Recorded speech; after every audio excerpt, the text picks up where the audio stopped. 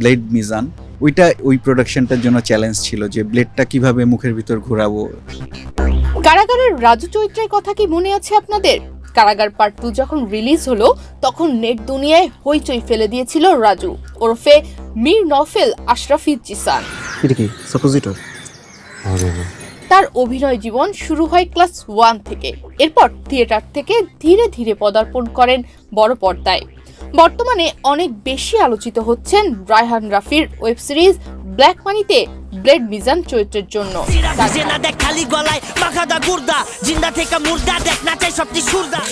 তার কাজের অভিজ্ঞতা নিয়ে গল্পে তিনি বলেন, আমার জন্ম বাগেরহাটে, আমি বাগেরহাটের ছেলে। আমি বাগেরহাট থাকতে থিয়েটার করতাম, বাগেরহাট থিয়েটার, রুদ্রনাট্য দল, এগুলো ছোটোবেলায় স্কুলে থাকতে যেটা হয়। তো তারপরে আমি জাহাঙ্গীরনগরে ড্রামাটিক্স পড়েছি। আমার ডিপার্টমেন্টে ভর্তি হওয়ার পরেই আমি নাট্যকেন্দ্রে যুক্ত হই। আমি ফার্স্ট ইয়ারে থাকতে মনের মানুষ একটা সিনেমা হয়েছিল, গৌতম ঘোষ উনি এটার পরিচালক ছিলেন। তো ওইখানে লালন চরিত্র এর ছোটোবেলা যেটা, সেটা আমার করার সুযোগ হয়েছিল। আমি একটা ওয়েব সিরিজ শেষ করলাম, এটা এই যে গত সপ্তাহে এসছে, ব্ল্যাক মানি, রায়হান রাফির। তো ওইখানে একটা ক্যারেক্টার আছে ব্লেড মিজান। নাম যখন শুনেছি ব্লেড মিজান, তখন আমার প্রথম যে জিনিসটা মাথায় আসছে, তা ব্লেডটার অ্যাক্টিভিটিটা আমি কিভাবে করব। এলো কেয়া সুপার বিউটি সোপ, নতুন রূপে নতুন সৌরভে, ভিটামিন ই সমন্বয়ে, শুধুমাত্র তোমারই যত্নে, কারণ তুমি স্পেশাল। ওই প্রোডাকশনটার জন্য চ্যালেঞ্জ ছিল যে ব্লেডটা কিভাবে মুখের ভিতর ঘোরাবো। ওই সত্যি ব্লেডটাকেই হচ্ছে ওটা ধার কমায় নেওয়া হয়েছে, না হলে ওইটা সম্ভব ছিল না। তো ওইটা একটা আমার জন্য এটা খুবই ইন্টারেস্টিং একটা বিষয় হয়েছে, ক্যারেক্টারটাকে কমপ্লিমেন্ট করার জন্য। হ্যাঁ, একটা ভয় এবং শঙ্কা কাজ করে যে আমি কি এটা পারবো কি না, কিন্তু ওই নতুন চরিত্রটার করার ব্যাপারে এক ধরনের উৎসাহ এবং আগ্রহ কাজ করে। সেটা আমার এক ধরনের অনুপ্রেরণাও বলতে পারেন। কারাগার পার্ট 2-তে রাজু চরিত্রের জন্য দর্শক মহলে বেশ জনপ্রিয় হয়েছেন। কিভাবে যুক্ত হলেন? এইটা একটা আমার জীবনের একটা অন্যতম বড় কাজ এবং সুযোগ, এবং কাজটা করে আমার যেরকম ভালো লেগেছে এবং তারপরে সবাই যখন পছন্দ করেছে কাজটা, তখন তো আরও একটু ভালো লাগা কাজ করে। এইটার পুরো কৃতিত্ব ফিল্ম নোয়ারের, শাকিব ভাইয়া, অনিম ভাইয়া। এই কাজের শুরুটা হয়েছে আবার একটু আগেই। ধরেন আমার অনিম ভাইয়ের ডিরেকশন একটা প্রোডাকশনে আমি কাজ করি, এটার নাম লাইট ক্যামেরা অবজেকশন করার সময় আমি এই কারাগারের গল্পটা শুনি।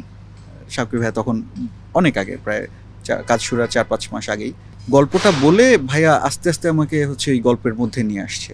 আমি হয়তো ফিজিক্যালি অফিসে নেই বা ভাইয়াদের সাথে নেই, মানসিকভাবে তারা আমাকে ওই গল্পের সাথে যুক্ত করে রেখেছিলেন, এবং এটা আমার জন্য খুব দারুণ একটা ভালো জিনিস হয়েছে যে আমি গল্পের সাথেই ছিলাম। যখন শুটিংয়ে গেলাম সেটার লুকটা ডিফারেন্ট ছিল। ধরেন আমার কাজ তখন আরেকটা কাজ চলছিল, কাজটা শেষ করার পরে আমার অনেক বড় চুল যেদিন আমার কাটা হলো, সেদিন আমার মনে হলো আচ্ছা এইটা হচ্ছে রাজু, এটা আমি ব্যক্তি জিসান না, একটা অন্য চেহারা আসলো। আমার বেশিরভাগ কাজ হচ্ছে চঞ্চল ভাইয়ের সাথে ছিল এবং রিপন ভাইয়ের সাথে ছিল। টোটাল প্রোডাকশনে দিনার ভাই, নাইম ভাই, আফজাল ভাই, ওনারা যখন কাজ করেন ওইটা দেখাটাও একটা লার্নিং। আর চঞ্চল ভাই সবসময়ই হচ্ছে সহযোগিতা করেছেন যে এটা আমরা এইভাবে করতে পারি কিনা, বা ডিফারেন্ট মানে গাইড করা যেটাকে বলে সিনিয়র হিসাবে, সেটা সবসময় সহযোগিতা করেছে ভাইয়া। আমি ফুলবাহারে ফুল চরিত্রে অভিনয় করছি। হ্যাঁ, বাহার ক্যারেক্টারটা একটু অন্যরকম একটা ক্যারেক্টার। সে প্রেতাত্মা, আত্মা না ভূত, এই জায়গাটা আমরা এখনো পরিষ্কার হতে পারছি না। এই ফুলের চরিত্রটা হচ্ছে গ্রাম থেকে আসে, ওকে গ্রামের লোকজন পাঠায় শহরে একজন ডাক্তারকে খোঁজার জন্য। গ্রামে একটা হাসপাতাল বানাতে হবে। তো ফুল চরিত্রটা অনেক বেশি সিম্পল চরিত্র, মানে ও শহরে এসে ওর অ্যাডজাস্ট করতে অনেক অসুবিধা হয়। আর সার্বক্ষণিক যে থাকছে ফুলের সাথে বাহার, সেই বাহার কোনো সমস্যায় ফুলকে যেমন সাহায্যও করছে, আবার বাহারেরও একটা আলাদা সত্তা আছে। সেই সত্তাটা যে হচ্ছে অন্যায় এবং অবিচার এটা সহ্য করতে পারে না, প্রতিবাদ করে, এবং প্রতিবাদের ভাষা কখনো মৌখিক হয়, কখনো হাতাহাতি হয়, কখনো একে মেরে দিল, ওকে ধাওয়া দিল। এইটা যখন বাহার ফুলের ভেতরে ঢুকে করে, পরবর্তীতে যে সমস্যাটা আসে সেইটা আবার ফুলের জন্য খুবই ডিফিকাল্ট হ্যান্ডেল করার জন্য। এখানে আমার পছন্দের অভিনেতা আশিস ভাই আছেন, তারপরে আমার নাসিম ভাই, যে সবসময় শ্যাডোর মতো থাকে, মানে আমি কোথাও যদি থাকি নাসিম ভাইও থাকবেন। তো আমাদের এই পছন্দের অভিনেতাদের সাথে কাজ করার সুযোগটাও একটা ভালো দিক।